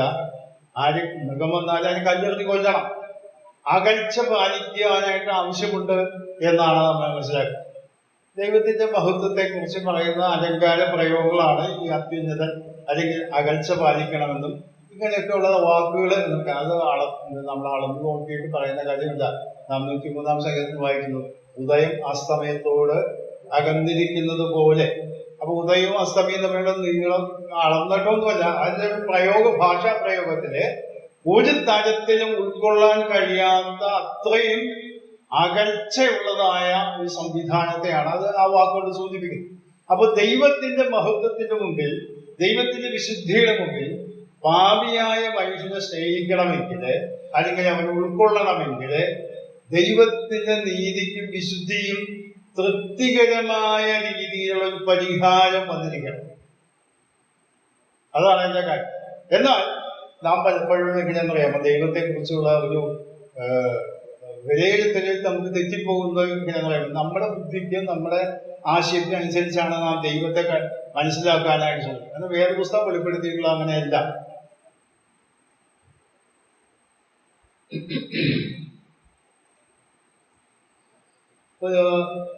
പത്രോസിന്റെ ലേഖനത്തിൽ ഒരു വാക്യം ഞാൻ വായിച്ചു കേൾപ്പിച്ചു തരാം. പത്രോസിന്റെ ലേഖനം 1-ാം അധ്യായം, 1 പത്രോസ് 1-ാം അധ്യായത്തിലെ പത്രോസ് പറയുന്ന ഒരു വാചകം വളരെ ശ്രദ്ധേയമായ വാചകമാണ്. 1 പത്രോസ് 1-ാം അധ്യായത്തിന്റെ 17-ാമത്തെ വാക്യം, മുഖപക്ഷം കൂടാതെ ഓരോരുത്തരുടെ പ്രവൃത്തിക്ക് തക്കവണ്ണം ന്യായം വിധിക്കുന്നവനെ നിങ്ങൾ പിതാവ് എന്ന് വിളിക്കുന്നെങ്കിൽ നിങ്ങളുടെ പ്രവാസകാലം ഭയത്തോടെ കഴിക്കും. ഈ വാക്യം ഞാൻ പലപ്പോഴും വായിച്ച് ധ്യാനിച്ചിട്ടുള്ളതാണ് സ്വന്തമായ പഠനത്തിന് വേണ്ടി. ഈ വാക്യം വായിക്കുമ്പോൾ പത്രോസ് എന്താണ് ഉദ്ദേശിക്കുന്നത്? ഇവിടെ പറയുന്നത് എന്താ? ദൈവത്തെ കുറിച്ച് പറയുന്ന ഒരു പ്രത്യേക വാക്ക് അവിടെ ശ്രദ്ധിച്ചു. മുഖപക്ഷം കൂടാതെ അല്ലെങ്കിൽ പക്ഷപാതം കൂടാതെ നിഷ്പക്ഷമായി ഓരോരുത്തന്റെ പ്രവൃത്തിക്ക് തക്കവണ്ണം ന്യായം വിധിക്കുന്നവനെ നിങ്ങൾ പിതാവ് എന്ന് വിളിക്കുന്നുവെങ്കിൽ വളരെ ഭയത്തോടുകൂടെ നാം ജീവിക്കണം. ഈ ഭാഗം ഞാൻ ധ്യാനിച്ചുകൊണ്ടിരുന്നപ്പോഴാണ് എന്റെ ശ്രദ്ധയിലേക്ക് കടന്നു വന്ന ഒരു പഴയ നിയമ സംഭവം ഞാൻ നിങ്ങളോട് പറയുക. മോശ എന്ന വ്യക്തി, നമുക്കറിയാം മോശയെ കുറിച്ച് ദൈവം വളരെ നല്ല സർട്ടിഫിക്കറ്റ് നൽകിയിട്ടാണ്. ഈ ലോകത്തിലേക്ക് അതിസൗമ്യനായ മനുഷ്യൻ, എന്റെ ഗൃഹത്തിലൊക്കെ വിശ്വസ്തനായ, ദൈവത്തെ അഭിമുഖമായി സംസാരിച്ച ഒരു പ്രവാചകൻ, ഇതൊക്കെ ദൈവം തന്നെ സാക്ഷ്യപ്പെടുത്തിയതാണ്. എന്നിട്ട് ഈ മോശ തന്റെ കനാൻ നാട്ടിലേക്ക് പ്രവേശിക്കുന്നതിന് മുൻപായിട്ട് നമുക്കുണ്ടായ സംഭവം നമുക്കറിയാം. മോശയും അഹ്റോനും അവിടെ വെള്ളം കിട്ടാതെ ബഹളം വെച്ച സമയത്ത് ആളുകൾ ഇതിന്റെ ആ സാഹചര്യമൊക്കെ നിയന്ത്രണമൊക്കെ വിട്ടുപോയപ്പോഴേ നമ്മൾ സങ്കീർത്തനത്തിൽ അതിന്റെ ഒരു വിശദീകരണം നമുക്ക് കാണുന്നത് 106 സങ്കീർത്തനത്തിന്റെ 32, 33 വാക്യം. നമുക്കറിയാവുന്ന വിഷയമാണ്, എങ്കിൽ കൂടി നമുക്ക് വായിക്കാം. 106 സങ്കീർത്തനത്തിന്റെ 32, 33 വാക്യങ്ങൾ. മെരീബ വെള്ളത്തെങ്കിലും അവർ അവനെ കോപിപ്പിച്ചു, അവരുടെ നിമിത്തം മോശയ്ക്ക് ദോഷം ഭവിച്ചു. അവർ അവന്റെ മനസ്സിനെ കോപിപ്പിച്ചതുകൊണ്ട് അവൻ അധരങ്ങളാൽ അവിവേകം സംസാരിച്ചു. ഇത് മോശയെ കുറിച്ച് പറയുന്നതായ ഒരു വാക്കാണ്. എന്താ സംഭവിച്ചത്? മോശയ്ക്ക്, ഞാൻ ആ ഭാഗം വായിച്ചപ്പോൾ ഞാൻ വളരെ ഭയത്തോടു കൂടിയാണ് ആ മോശയുടെ സംഭവമൊക്കെ ഞാൻ വായിച്ചത്. എന്താ പറയാമോ? മോശ എന്ന് പറഞ്ഞാൽ ആരാണ്? പഴയ നിയമത്തിലെ അത്യുന്നതനായ ഒരു നേതാവാണ്. ഇന്ന് ലോകം മുഴുവൻ അംഗീകരിക്കുന്ന ഈ നേതൃത്വ ഗുണങ്ങൾ പഠിക്കാനായിട്ട് എടുക്കുന്ന ഒരു കഥാപാത്രമാണ് മോശ. ആ മോശയെ കുറിച്ച് വായിക്കുന്നത്, മോശ ഒരിക്കലും ആ ദൈവജനത്തിൻ്റെതായ ആ ആക്ഷേപങ്ങളെ കുറിച്ച് സംസാരിച്ചപ്പോഴേ ദൈവസന്നിധിയിൽ പറഞ്ഞ ഒരു വാക്കുണ്ട്: ഞാൻ ഈ ജനത്തെ മുഴുവൻ ഗർഭം ധരിച്ചു പോകും, ഞാൻ ഇവിടെ ഇത്രയും വഹിച്ചുകൊണ്ട് കിടക്കണമെങ്കിൽ എന്ന് ദൈവത്തോട് ചോദിച്ചതായിട്ട് നാം വായിക്കും. അത്രമാത്രം കഷ്ടം സഹിച്ച് ദൈവജനത്തിന് വേണ്ടി നിന്ന മനുഷ്യൻ, നിസ്വാർത്ഥനായ ഒരു നേതാവ്. അത് എങ്ങനെ മനസ്സിലാക്കാം? 2 സന്ദർഭങ്ങൾ നമുക്കറിയാം. ദൈവം കോപിച്ച്, ഞാൻ ഇവരെ നശിപ്പിച്ചു കളയാൻ പോവുകയാണ്, നിന്നെ ഞാൻ ഒരു വലിയ ജാതിയാക്കും. 2 പ്രാവശ്യം പറഞ്ഞു. ഈ 2 സന്ദർഭത്തിലും മോശ പറഞ്ഞെന്താണെന്നറിയാം? അല്ലല്ല ദൈവമേ, എന്നെ വലിയവനാക്കണ്ട, ഈ ദൈവജനത്തെ നീ പരിപാലിച്ചാൽ മതി എന്ന് പറഞ്ഞ് അവന് ലഭിച്ചതിന്റെ ഓഫർ എന്താ? ഇവരെ ഞാൻ നശിപ്പിച്ചു, നിന്റെയും നിന്റെ ഗൃഹത്തെയും ഞാൻ വലുതാക്കും, ഇവർക്ക് പകരമായിട്ട് എന്ന് പറഞ്ഞപ്പോഴേ സാധാരണഗതിയിലെ ദൈവം പറഞ്ഞത് എന്ന് പറഞ്ഞ് സമ്മതിക്കുന്നതിന് പകരം ആ നിസ്വാർത്ഥനായ മോശ പറഞ്ഞ വാക്ക്, അങ്ങനെ വേണ്ട ദൈവം, ഞാൻ വലിയവനാകണ്ട, ഈ ദൈവജനം ശരിയായ രീതിയിൽ വരണം എന്നുള്ള നിലയിൽ അവിടെ സംസാരിച്ചതായിട്ട് നമുക്ക് കാണാം. അപ്പോൾ ഇത്രയും ഗുണങ്ങളും പ്ലസ് പോയിന്റുകളുമുള്ള ഈ മോശയ്ക്ക് ഒരബദ്ധം പറ്റിയപ്പോൾ, നമ്മുടെ വായിച്ചതുപോലെ ഒരബദ്ധം പറ്റിയപ്പോൾ ദൈവം എന്താ പറഞ്ഞത്? നീ കനാൻ നാട് കടക്കുകയില്ല. ഞാൻ ആ വാക്യം ആവർത്തന പുസ്തകം 3-ാം അധ്യായത്തിലേക്ക് ഒന്ന് നിങ്ങൾ ശ്രദ്ധയെ കൊണ്ടുവരിക. ആവർത്തന പുസ്തകം 3-ാം അധ്യായം അതിന്റെ 23 മുതലാണ് അതിന്റെ ആ വിഷയം ആരംഭിക്കുന്നത്. അത് മോശ രണ്ടാമത് ആവർത്തിച്ച് പറയുന്ന ഭാഗമാണ്. ആവർത്തന പുസ്തകം 3-ാം അധ്യായത്തിന്റെ 23. അക്കാലത്ത് ഞാൻ യഹോവയോട് അപേക്ഷിച്ചു, കർത്താവായ യഹോവേ, നിന്റെ മഹത്വവും നിന്റെ ഭുജവീര്യവും അടിയനെ കാണിച്ചു തുടങ്ങിയിട്ട് നിന്റെ ക്രിയകൾ പോലെയും നിന്റെ വീര്യപ്രവൃത്തികൾ പോലെയും ചെയ്യുവാൻ കഴിയുന്ന ദൈവം സ്വർഗത്തിലാകട്ടെ ഭൂമിയിലാകട്ടെ ആരും. ഞാൻ കടന്നു എന്ന് യോർദാനക്കരയുള്ള നല്ല ദേശവും മനോഹരമായ പർവ്വതവും ലെബാനോനും ഒന്ന് കണ്ടുകൊള്ളട്ടെ എന്ന്. അടുത്ത വാചകം ശ്രദ്ധിക്കുക. എന്നാൽ യഹോവ നിങ്ങളുടെ നിമിത്തം എന്നോട് കോപിച്ചിരുന്നു, എന്റെ അപേക്ഷ കേട്ടതുമില്ല. യഹോവ എന്നോട്, മതി, ഈ കാര്യത്തെ കുറിച്ച് നീ എന്നോട് സംസാരിക്കുന്നു. ആ വാക്യം ഞാൻ വായിച്ചപ്പോഴേ വളരെ പരുഷമായ രീതിയിലാണ്, കർക്കശമായ രീതിയിലാണ് മോശ എന്ന ഈ സൽഗുണങ്ങളുള്ള വ്യക്തിയോട് ദൈവം സംസാരിക്കും. ഞാൻ ആ ഭാഗം വായിച്ചപ്പോഴിങ്ങനെ ഞാൻ ചിന്തിച്ചു പോയി, നാമൊക്കെ എത്രയോ പോരായ്മകളുള്ള വ്യക്തികളാണ്. മോശയുടെ പോലെ ഏഴായിരത്ത് പോലും നിർത്താനായിട്ട് നമുക്കുള്ള കഴിവുകളോ അതിനുള്ള സംവിധാനങ്ങളോ ഒന്നും നമുക്കില്ല. എന്നിട്ടും ദൈവം നമ്മെ കഴിവയോടെ കൊണ്ടുകിടക്കും. എന്നിട്ട് ഇവിടെ മോശയ്ക്ക് ഇത്രയും സർട്ടിഫിക്കറ്റുകൾ കിട്ടിയ വ്യക്തിയാണ്. എന്റെ ഗ്രഹത്തിലൊക്കെ വിശ്വസ്തൻ, ലോകത്തിലേക്കും സൗമ്യൻ, ദൈവത്തെ അഭിമുഖമായി കണ്ട് സംസാരിച്ച പ്രവാചകൻ എന്നൊക്കെ പറഞ്ഞ ആ മോശ ഒരു അപേക്ഷ കൊടുത്തപ്പോൾ അവിടെ ഞാൻ വായിച്ചാൽ ആ ഭാഗം വായിച്ചപ്പോൾ ഞാൻ വളരെ ചിന്തിച്ചു പോയി. കർത്താവായ യഹോവേ, നിന്റെ മഹത്വവും നിന്റെ ഭുജവീര്യവും അടിയെ കാണിച്ചു കൊടുക്കുക, ദൈവത്തെ പുകഴ്ത്തി സ്തുതിച്ചുകൊണ്ടാണ് പറയുന്നത്. അപ്പോൾ സ്വാഭാവികമായിട്ട് മനുഷ്യരാണെങ്കിൽ നമ്മൾ പോട്ടെ, സാരമില്ല, നമ്മൾ വീഴ്ചയൊക്കെ മനുഷ്യനായി സംഭവിക്കും. ഇത്രയും കാര്യങ്ങളൊക്കെ ദൈവത്തിന് വേണ്ടി ചെയ്ത വ്യക്തിയല്ലേ, അതുകൊണ്ട് അത് സാരമില്ല എന്ന് വയ്ക്കാം. നമ്മളൊക്കെ ആണെങ്കിൽ ഞാനായാലും നിങ്ങളായാലും അങ്ങനെയൊക്കെ വിചാരിച്ചു. എന്നാൽ ദൈവം അങ്ങനെയല്ല. ദൈവത്തിനെ നോക്കുക, എന്നാൽ യഹോവ നിങ്ങളുടെ നിമിത്തം എന്നോട് കോപിച്ചിട്ടു മതി, ഇനി എന്നെ കുറിച്ച് ഈ കാര്യത്തെ കുറിച്ച് നീ സംസാരിക്കണ്ട. എന്നിട്ട് പറഞ്ഞു പിന്നീട് വാക്ക് എന്താന്ന് പറയുമോ, നിന്റെ ശിഷ്യനായിരിക്കുന്ന യോശുവേ ആ കാര്യങ്ങൾ പരിഹരിക്കുക എന്ന് പറഞ്ഞാൽ നിന്റെ പ്രവർത്തനങ്ങൾ നിർത്തിക്കോ. ഞാൻ ഈ ഭാഗം വായിച്ചപ്പോഴേ ഞാൻ ചിന്തിച്ചു പോയി. ശൗൽ രാജാവ് പാപം ചെയ്തപ്പോഴേ ശമൂവേൽ എന്നോട് പറഞ്ഞു, ഞാൻ അവനെ തള്ളിയിരിക്കും, ഞാൻ വേറൊരാളെ അന്വേഷിച്ചിട്ടുണ്ട്. അങ്ങനെയാണ് ദാവീദിനെ ദൈവം തെരഞ്ഞെടുക്കുന്നത്. എന്നാൽ ഇതിന്റെ അർത്ഥം പത്രോസ് തന്റെ ലേഖനത്തിൽ എഴുതിയ വാക്ക് എങ്ങനെയാണ്?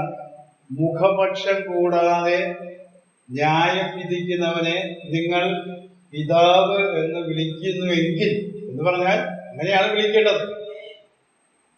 അപ്പൊ ആ പിതാവ് മുഖപക്ഷം കൂടാതെ ന്യായം വിധിക്കുന്നവനാണ് എന്ന് പഴയ നിയമത്തിൽ അത് ഏറ്റവും ഉന്നതനായ വ്യക്തിയായ മോശയ്ക്ക് പോലും ഒരു ആനുകൂല്യം ദൈവം കൊടുക്കില്ല. ഞാൻ ഈ വേദഭാഗം വായിച്ചപ്പോൾ ദൈവത്തിന്റെ വിശുദ്ധിയുടെ ആ നിലവാരം എത്ര വലുതാണ്. പലപ്പോഴും നാം ദൈവത്തെ കുറിച്ച് മനസ്സിലാക്കുന്നത് എങ്ങനെ അറിയണം? നമ്മളെ പോലെ കുറച്ചൊക്കെ കാര്യങ്ങളൊക്കെ മനസ്സിലാകുമായിരിക്കും. കുറച്ചൊക്കെ ഞാൻ എന്തൊക്കെ നമുക്ക് വേണമെങ്കിൽ പറയാം, ഞാൻ എത്രയൊക്കെ ശുശ്രൂഷകൾ ചെയ്യുന്നു, എന്തൊക്കെ കാര്യങ്ങൾ ദൈവത്തിന് വേണ്ടി ചെയ്യുന്നു. പല കാര്യങ്ങളിലും വളരെ മോശയെ പോലെ കഷ്ടപ്പെട്ടില്ലെങ്കിലും അത്ര കുറെയൊക്കെ ത്യാഗങ്ങൾ സഹിക്കും നമ്മളൊക്കെ. ഒരു സഭയുടേതായ ചുമതലകളിലോ അല്ലെങ്കിൽ സുവിശേഷ പ്രവർത്തനങ്ങൾക്കായാലും മറ്റു പല കാര്യങ്ങളും വളരെ ത്യാഗവും അധ്വാനവും ഒക്കെ സഹിച്ച് ബുദ്ധിമുട്ടിയൊക്കെ കാര്യങ്ങൾ ചെയ്യാനായിട്ട് നാം ശ്രമിക്കും. എന്നാൽ ദൈവത്തിന്റെ ആ അളവ് പോലെ എന്ന് പറയുന്നത് മുഖപക്ഷം കൂടാതെ കാര്യങ്ങൾ വിലയിരുത്തി അത് ഇടപെടുന്നവനെയാണ് നമ്മുടെ പിതാവെങ്കിൽ. അതുകൊണ്ടാണ് പത്രോസ് നിങ്ങളുടെ പ്രവാസകാലം ഭയത്തോടെ കഴിക്കണം എന്ന് പറഞ്ഞാൽ ഭയപ്പെടണം. ഈ ദൈവത്തെ ഭയപ്പെടുവാനായിട്ട് ആവശ്യമുണ്ട്. പലപ്പോഴും വിശ്വാസികളായി നമ്മളൊന്നും അത്ര ഗൗരവമായിട്ടല്ല കണക്കാക്കും.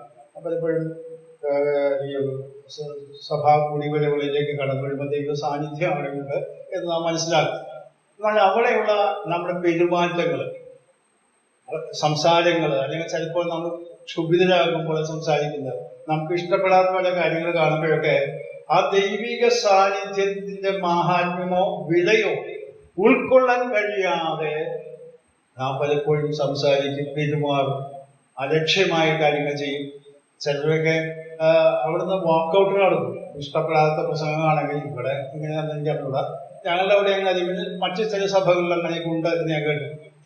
അതായത് ദൈവ സാന്നിധ്യത്തെ കുറിച്ചുള്ളതായ ഗൗരവം മനസ്സിലാക്കാൻ പറ്റുന്നത് ദൈവം എത്രയും വിശുദ്ധനാണെന്നും എത്രയും ഉന്നതനാണെന്നും ഉള്ള സത്യം മനസ്സിലാക്കാൻ പറ്റാത്തതുകൊണ്ടാണ്. ഇവിടെ ഈ ഉദാഹരണം ഞാൻ ചൂണ്ടിക്കാണിക്കാൻ കാരണം, ഞാൻ ഈ ഭാഗം വായിച്ചുകൊണ്ടിരുന്നപ്പോൾ ഞാൻ ചിലപ്പോഴൊക്കെ ചിന്തിക്കാറുണ്ട്.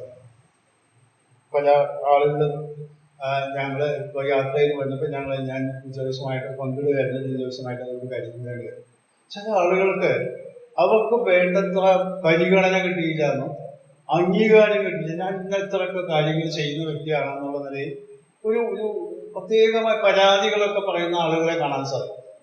പല സ്ഥലങ്ങളിലും ഇതിനുള്ളതായിട്ട് എനിക്കറിയാം. വേണ്ടത്ര സ്ഥാനങ്ങൾ ലഭിക്കുന്നില്ല, പരിഗണന ലഭിക്കുന്നില്ല, അംഗീകാരം ലഭിക്കുന്നില്ല. ഞാൻ ഇത്രയൊക്കെ കാര്യങ്ങൾ ചെയ്യുന്ന ആളാണല്ലോ, ഇത്രയൊക്കെ കഴിവെനിക്കുണ്ടല്ലോ, ഇതൊക്കെ ഞാൻ വെളിപ്പെടുത്തിയിട്ടും എന്നുള്ള ഒരു പരാതി പറയുന്ന ചില ആളുകൾ. നമ്മൾ ദൈവം ചില ശുശ്രൂഷകളെ ഏൽപ്പിച്ചത് ദൈവനാമ മഹത്വത്തിനും പൊതുപ്രയോജനത്തിനും വേണ്ടി ഉപയോഗിക്കാൻ മാത്രമായിട്ടാണ്. അല്ലാതെ അത് ചെയ്യുന്ന വ്യക്തികൾക്ക് എന്തെങ്കിലും പുകഴ്ച ലഭിക്കാനോ അംഗീകാരം കിട്ടാനോ വേണ്ടിയല്ല എന്ന് നാം തിരിച്ചറിയും. അതൊരു സാധാരണ തന്ത്രമാണ് എന്ന് ഞങ്ങൾ ചർച്ച ചെയ്തിട്ടാണ് ഞങ്ങൾ പോയി സംസാരിച്ചു പോയത്. വളരെ സൂത്രത്തിൽ നമ്മൾ വീഴ്ത്തി കളയുന്ന തന്ത്രം.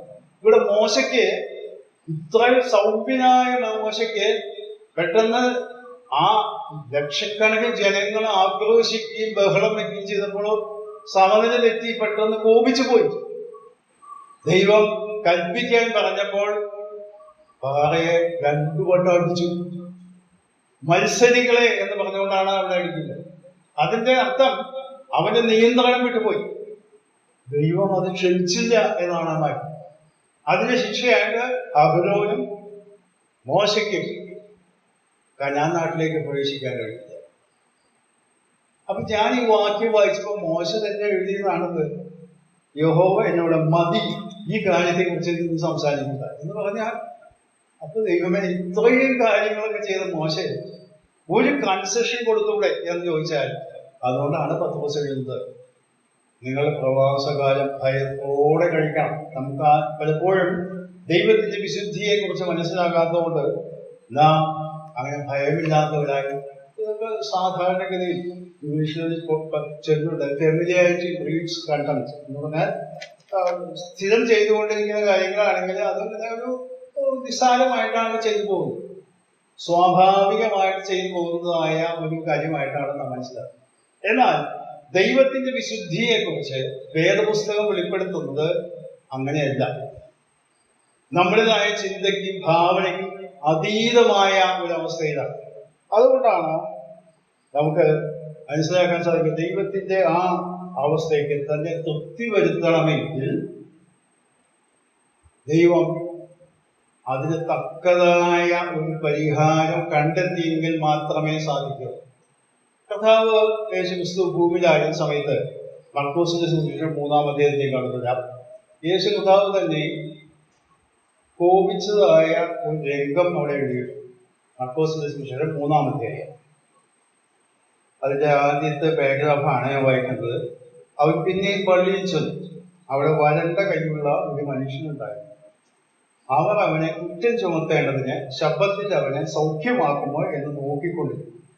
വരണ്ട കൈയുള്ള മനുഷ്യനോട് അവൻ നടുവിൽ എഴുന്നേറ്റ് നിൽക്ക എന്ന് പറഞ്ഞു. പിന്നെ അവനോട് ശബ്ദത്തിൽ നന്മ ചെയ്യുകയോ തിന്മ ചെയ്യുകയോ ജീവനെ രക്ഷിക്കുകയോ കൊല്ലുകയോ ഏത് വിഹിതം എന്ന് ചോദിച്ചു. ഇത് അവിടെ ഒരു സുനഗോഗിൽ സംഭവിച്ച കാര്യമാണ്. ശബ്ദത്തെ നാടി. അടുത്ത വാചകം ശ്രദ്ധിക്കുക. അവരോ മിണ്ടാതിരുന്നു. അടുത്തത് ശ്രദ്ധിക്കുക. അവരുടെ ഹൃദയകാഠിന്യ നിമിത്തം അവൻ ദുഃഖിച്ചുകൊണ്ട് കോപത്തോടെ അവനെ ചുറ്റും നോക്കി ആ മനുഷ്യനോട് കൈ നീട്ടുക എന്ന് പറഞ്ഞ് അവൻ കൈ നീട്ടി. അവന്റെ കൈ സൗഖ്യമായി. ഉടനെ പരീശന്മാർ പുറപ്പെട്ടു അവനെ നശിപ്പിക്കേണ്ടതിന് ഹേരോദിനുമായി ആലോചന കഴിച്ചു. ഇവിടെ ശ്രദ്ധിക്കുക. ഇവിടെ അവിടെ കുറ്റം ചുമത്താനായിട്ട് അവരെ നോക്കിക്കൊണ്ടിരിക്കുന്ന കാരണം ദൈവം അത്ഭുതം പ്രവർത്തിക്കുന്നു. സാധാരണഗതിയിൽ സൗഖ്യമാകാൻ സാധ്യതയില്ലാത്ത വലിയ കാര്യം നടക്കുക. എന്നാൽ അവരെ മനോഭാവം ശ്രദ്ധിച്ചാൽ ഇവൻ ശബത്തിനെ ലംഘിക്കും, ശബത്തിൽ ജോലി ചെയ്യുന്നു, അത് ന്യായപ്രമാണത്തിന്റെ ലംഘനമാണ് എന്ന് പറഞ്ഞ് കുറ്റം ചുമത്താനായിട്ട്. അപ്പോഴാണ് അവിടെ 5-ാം വാക്യത്തിലെ അവർ യാതൊരു പ്രതികരണമില്ല ചോദിച്ചപ്പോൾ മിണ്ടാതിരുന്നു. അവരുടെ ഹൃദയകാഠിന്യ നിമിത്തം അവൻ ദുഃഖിച്ചുകൊണ്ട് കോപത്തോടെ അവൻ നോക്കി. അപ്പോൾ ദൈവത്തിന്റെ കോപം യേശു കർത്താവ് അവിടെ പ്രകടിപ്പിച്ചത് എങ്ങനെയാണ്? ദുഃഖിച്ചുകൊണ്ട് അവന്റെ ഹൃദയകാഠിന്യ നിമിത്തം കോപിച്ചു എന്ന് പറഞ്ഞാൽ ആ കോപം അവന്റെ മുഖത്ത് പ്രകടമായി. ഇത്രയും വലിയ ഒരു അത്ഭുതം ചെയ്യാനായിട്ട് വന്നിട്ടും അവരോട് ന്യായാന്യായങ്ങൾ പറഞ്ഞ് അവരെ അത് മനസ്സിലാക്കാൻ ശ്രമിച്ചിട്ടുണ്ട്. അത് ഉൾക്കൊള്ളാൻ കഴിയാത്ത മാനസികാവസ്ഥയിൽ അവരായിട്ട് അവർ പറഞ്ഞ് അത് തന്നെ സൗഖ്യമായപ്പോഴുണ്ടായ പ്രതികരണം എന്താ? പരീശന്മാർ പുറപ്പെട്ടു അവരെ നശിപ്പിക്കേണ്ടതിന് ഹേരോദ്യമായ ആള്. ഹേരോദ്യം എന്ന് പറഞ്ഞാൽ നമുക്കറിയാം രാഷ്ട്രീയമായ സ്വാധീനമുള്ള കൂട്ടരാണ്, പരീക്ഷണ മതത്തിന്റെ നേതാക്കന്മാരാണ്. ഇവരൊക്കെ ഒരുമിച്ച് ചേർന്ന് കർത്താവിന് എതിരായിട്ട് പ്രവർത്തിക്കും. അപ്പോൾ അവിടെ കോപിച്ചത് എന്തുകൊണ്ടാണെന്ന് അറിയാമോ? അവര് ഹൃദയകാഠിന്യ നിമിത്തമാണ്, ദുഃഖത്തോടെയാണ് അവർ കോപിച്ചത്. എന്ന് പറഞ്ഞാൽ അവരനുദപിക്കുമോ എന്ന് അനുദപിക്കാനായിട്ട് ഇല്ലാത്തതുകൊണ്ട്, ശ്രമം ഇല്ലാത്തതുകൊണ്ട് അവരുടെ മത്സര മനോഭാവവും ഹൃദയകാഠിന്യത്തോടുള്ള ദൈവത്തിൻ്റെതായ ആ മനോഭാവമാണ് അവിടെ വിടുന്നത്. പ്രിയമുള്ളവരെ, ദൈവക്രോധം എന്ന് പറയുന്നത് ദൈവത്തിന്റെ വിശുദ്ധിയോട് താരതമ്യം ചെയ്യുമ്പോൾ ഇത് രണ്ടും കൊണ്ടാണ് പാപിയായ മനുഷ്യനെ ദൈവത്തിന് ഉൾക്കൊള്ളാൻ കഴിയാത്തതും അവനെ അകറ്റി നിർത്തി.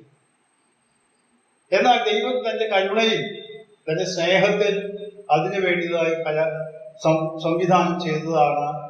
ദൈവം തന്നെ മനുഷ്യനായി തീർന്ന് പാപമില്ലാത്ത മനുഷ്യൻ ആയി അവതരിച്ച് മനുഷ്യർക്ക് പകരമായിട്ട് പാപത്തിന്റെ ശിക്ഷ ഏറ്റെടുത്തപ്പോൾ ദൈവത്തിന്റെ നീതി, വിശുദ്ധി തൃപ്തിയടഞ്ഞു എന്ന് പറഞ്ഞാൽ അതിന് പൂർണ്ണമായി അംഗീകരിക്കാവുന്ന രീതിയിലായിട്ട്.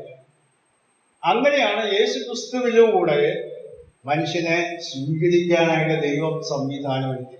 മനുഷ്യനെ കൊണ്ട് സാധ്യമല്ല എന്ന് നമുക്കറിയാം. എന്നാൽ നാം ഒരു കാര്യം കൂടെ ഇതോട് ചേർത്ത് ഞാൻ പറഞ്ഞിട്ട് പറയാനായിട്ട് ആഗ്രഹിക്കും. ദൈവത്തിൻ്റെതായ ഈ സ്വഭാവ ഗുണങ്ങളെ കുറിച്ച് നാം വായിക്കുമ്പോഴേ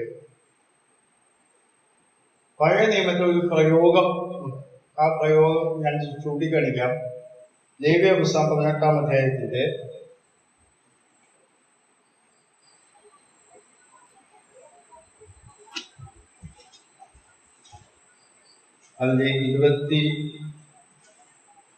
24 മുതൽ വായിക്കാം. ലേവ്യ പുസ്തകം 18-ാം അധ്യായം 24. ഇവയിൽ ഒന്നുകൊണ്ടും നിങ്ങളെ തന്നെ അശുദ്ധമാക്കരുത്. ഞാൻ നിങ്ങളുടെ മുമ്പിൽ നിന്ന് നീക്കിക്കളയുന്ന ജാതികൾ ഇവയിലൊക്കെയും തങ്ങളെ തന്നെ അശുദ്ധമാക്കിയിരിക്കും. ദേശവും അശുദ്ധമായി തീർന്നു. അതുകൊണ്ട് ഞാൻ അതിന്റെ അകൃത്യം അതിന്മേൽ സന്ദർശിക്കും. ദേശം തന്റെ നിവാസികളെ ഛർദ്ദിച്ചു കളയും. ശ്രദ്ധിക്കുക, വാക്ക് ശ്രദ്ധിക്കുക, അവരുടെ അപ്പെടും. ഈ മ്ലേച്ഛതയൊക്കെ നിങ്ങൾക്ക് മുമ്പേ ആ ദേശത്തുണ്ടായിരുന്ന മനുഷ്യർ ചെയ്തു. ദേശം അശുദ്ധമായി തീർന്നു. നിങ്ങൾക്ക് മുമ്പേ ഉണ്ടായിരുന്ന ജാതികളെ ദേശം ഛർദ്ദിച്ചു കളഞ്ഞതുകൊണ്ട് പോലെ നിങ്ങൾ അതിനെ അശുദ്ധമാക്കിയിട്ട് നിങ്ങളെയും ഛർദ്ദിച്ചു കളയാതിരിക്കാൻ എന്റെ ചട്ടങ്ങളും വിധികളും മാനിക്കണം. അവിടെ ദൈവം പറയുന്ന ഒരു വലിയ പ്രമാണമാണ്. എന്തുകൊണ്ടാണ് ആ ജാതികളെ, ഇസ്രായേൽ ജനം അവിടെ വന്ന് താമസിക്കുന്നതിന് മുമ്പ് ആ ജാതികളെ ഒഴിവാക്കിയിട്ട് ഇസ്രായേൽ ജനത്തെ അവിടെ താമസിപ്പിക്കാനുള്ള കാര്യം? അവരുടേതായ ദോഷകരമായ ജീവിതശൈലിയുടെ ദേശം ഛർദ്ദിച്ചു കളയുന്നു എന്ന് പറഞ്ഞാൽ ദേശത്തിന് ഉൾക്കൊള്ളാൻ പറ്റാത്ത രീതിയിൽ ദൈവിക സംവിധാനം അവിടെ ഉണ്ട്. ഇവിടെ നമ്മള് ചില വിഷാംശമുള്ള ഭക്ഷണം കഴിച്ച് അല്ലെങ്കിൽ അസ്വസ്ഥ വന്നാൽ നമുക്കൊരു അസ്വസ്ഥത ഉണ്ടാക്കും. അസ്വസ്ഥമായിട്ട് നമ്മുടെ ദൈവനെ ഛർദ്ദിച്ചു കളഞ്ഞാല് ആശ്വാസം അതുകൊണ്ട് പോയി കിട്ടി എന്ന് പറഞ്ഞാൽ ദൈവത്തിന് ഉൾക്കൊള്ളാൻ കഴിയാത്ത രീതിയിലുള്ള സംവിധാനത്തിൽ ഈ ലോകത്തിൽ തന്നെ, ദേശത്ത് തന്നെ, ഭൂമിയിൽ തന്നെ സംവിധാനം ചെയ്തു. ഇത് വായിക്കുമ്പോഴേ നമുക്ക് മനസ്സിലേക്ക് ഓടി വരുന്ന ഒരു ചിത്രം കൂടിയുണ്ട്. വെളിപ്പാട് പുസ്തകത്തില് സഭകൾക്കുള്ള ദൂതുകൾ എഴുതുന്നു. അത് ലവോദിക്ക സഭയോട് പറയുന്നു, നീ ശീതവാനുമല്ല ഉഷ്ണവാനുമല്ല, നീ ശീതവാനും ഉഷ്ണവാനും അല്ലാതിരുന്നുകൊണ്ട് ഞാൻ നിന്നെ എന്റെ വായിൽ നിന്ന് ഉമിണ്ടുകളയും, ഉമിണ്ടുകളെ തുപ്പിക്കളയുന്നതാണ്. അപ്പോൾ ആ സഭയോട് പറയുന്ന വാക്ക് എന്നറിയാം, ദൈവത്തിന് ഉൾക്കൊള്ളാൻ കഴിയാത്ത അത്രയും അസ്വസ്ഥമായ അസുഖകരമായ ഒരു അവസ്ഥയിലാണ് നിങ്ങൾ.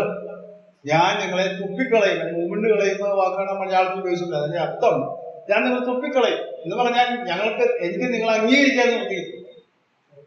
കാരണം എന്താ? അവർ ശീതോഷ്ണവാനായി ഒരു ഗുണവുമില്ലാത്തവരായി തീർന്നു.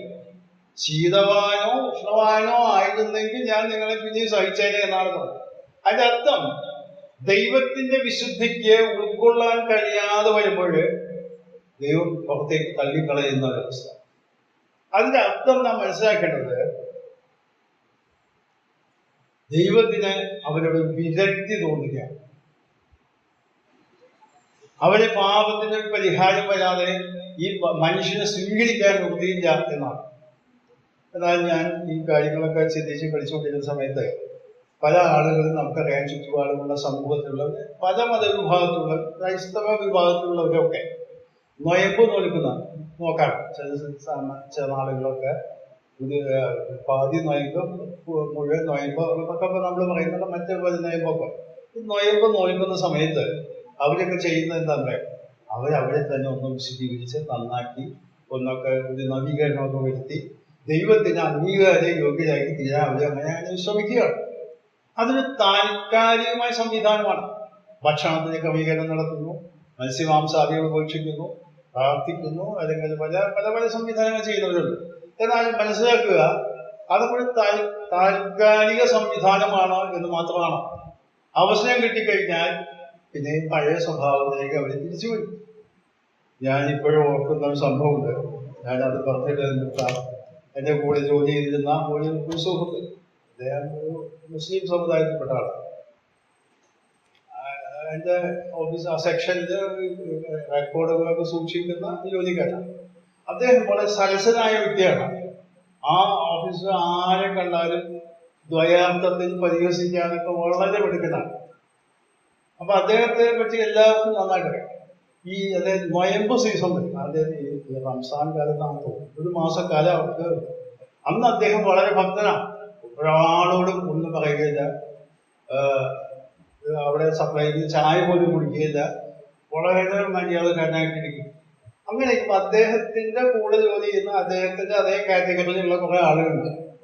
അപ്പൊ അവര് ഒരു ദിവസം എൻ്റെ തൊട്ട് പുറകിലാണ് അദ്ദേഹം ഇരുന്നിരുന്നത്. അതുകൊണ്ട് ഞാനിതൊക്കെ ശ്രദ്ധിച്ചുകൊണ്ടിരിക്കുക. എനിക്കറിയാം അദ്ദേഹത്തിന്റെ രീതിയൊക്കെ. എല്ലാവരെയും കളിയാക്കാനായിട്ടും അതിമെടുക്കണം ഇതൊക്കെ. അങ്ങനെ അവിടെ ഇരിക്കുന്ന സമയത്ത് ഒരു ദിവസം ഇവർ 2-3 പേര് കൂടിയിട്ട് ഒത്തു, ഇപ്പോ അയാളെ എന്ന് പറഞ്ഞാൽ അയാളെ തുടങ്ങിയിട്ടില്ല, ഒന്നും പറയില്ല എന്നൊക്കെ ധരിക്കാമെന്ന് പറഞ്ഞു. അപ്പൊ ഇവിടെ വന്ന് ഇങ്ങനെ അപ്പുറം ഇപ്പുറമൊക്കെ നിന്ന് ഇങ്ങനെ ഓരോന്ന് പറഞ്ഞ് ഇയാളെ ഒന്ന് കളിയാക്കാനും കടിച്ചു പിടിച്ചിങ്ങനെ ഇരിക്കുക, സഹിച്ച് ഇരിക്കുക. കുറച്ച് കഴിയുമ്പോൾ അദ്ദേഹത്തിന് നിയമമാണ് പറഞ്ഞോ ഈ മാസങ്ങളെ കഴിയട്ടെ, ഞാനൊരു പലിശ അടക്കം പറഞ്ഞുതരാം. അവരൊക്കെ പോയിട്ട് ഞാൻ തീർച്ചയായിട്ടും അല്ല ഇത്രയുള്ളൂ നല്ലതാണ്, അതല്ലടോ ഇത് കേൾക്കും എന്നെ ഇത്രയാണോ ഇത്. ഞാൻ തന്നെ ഈ ഒരു മാസം പച്ചവെള്ളം കുടിക്കാതെ ചായ പോലും കഴിക്കാതെ കാലത്ത് വീട്ടിൽ നിന്ന് വന്നാൽ ഇവിടെ ഒന്നും കഴിക്കില്ല. ആ ദിവസത്തിൽ ശാന്തനായി അവന്റെ ജോലി ചെയ്യും, അവിടെ സീറ്റിൽ വന്നിരിക്കും എന്നല്ലാതെ മറ്റു യാതൊരു കാര്യങ്ങളും അവിടെയുള്ള ഈ ഗെയിം ഷോകൾ കളിക്കാൻ എന്നൊക്കെ പോകുന്ന ആളാണ്. അതൊന്നുമില്ല, വളരെ ഭക്തനാണ്. എന്നിട്ട് ഇവരിതിങ്ങനെ പറഞ്ഞപ്പോഴേ അദ്ദേഹം പറഞ്ഞത്, ഈ പീരീഡ് കഴിയട്ടെ, ഈ സമയം കഴിയുമ്പോൾ ഞാൻ പരീക്ഷ അടക്കം പറയാം. അപ്പോൾ ഞാൻ അദ്ദേഹത്തോട് ചോദിച്ചു, അല്ലെന്നേ സഹിക്കാൻ പറ്റണ്ടേ മനുഷ്യന് എന്ന് അദ്ദേഹത്തോട്. അപ്പൊ എൻ്റെ വളരെ അടുത്ത സുഹൃത്താണ് അദ്ദേഹം, ഞങ്ങൾ പല കാര്യങ്ങളും ഒരുമിച്ച് പ്രവർത്തിക്കുന്നവരാണ്. അപ്പോ ഞാൻ അദ്ദേഹം വളരെ ആരോഗ്യമുള്ള കാലത്തിനായ മനുഷ്യനാണ്, വളരെ ആരോഗ്യമുള്ള വ്യക്തിയാണ്. അതുകൊണ്ട് കായിക ശേഷിയുള്ള വ്യക്തിയായതുകൊണ്ട് പല കാര്യങ്ങളിലും ഗെയിംസ് പല കളികളിൽ അദ്ദേഹത്തിന് ഞാനൊക്കെ പാർട്ട്ണറായിട്ടൊക്കെ പോകാറുണ്ട്. അപ്പോ ഞാൻ പറഞ്ഞത്, നമ്മളെ തന്നെ നന്നാക്കി കുറച്ചുകൂടി ദൈവത്തിന് ഉൾക്കൊള്ളാൻ കഴിയുന്ന രീതിയിൽ ഒരുക്കാനായിട്ട് നാം ശ്രമിക്കുമ്പോഴേ അതൊക്കെ താൽക്കാലികമായ സംവിധാനങ്ങളാണ്. ആന്തരികമായി യാതൊരു വ്യത്യാസവും വരും. ദൈവത്തിലേക്ക് നന്നായിട്ട് അറിയാം. അതുകൊണ്ടാണ് പത്രോസ് പറഞ്ഞത്, മുഖപക്ഷം കൂടാതെ ന്യായം വിധിക്കുന്നവനെ നിങ്ങൾ പിതാവ് എന്ന് വിളിക്കുന്നുവെങ്കിൽ നിങ്ങളുടെ പ്രവാസകാല ഭയത്തോട് എന്ന് പറഞ്ഞാൽ ഞാൻ പറയാൻ ഉദ്ദേശിച്ചത്, ദൈവത്തിന്റെ കോപത്തെ കുറിച്ച് അവന്റെ വിശുദ്ധിയോട് ബന്ധപ്പെട്ടാണ് അത് വരും.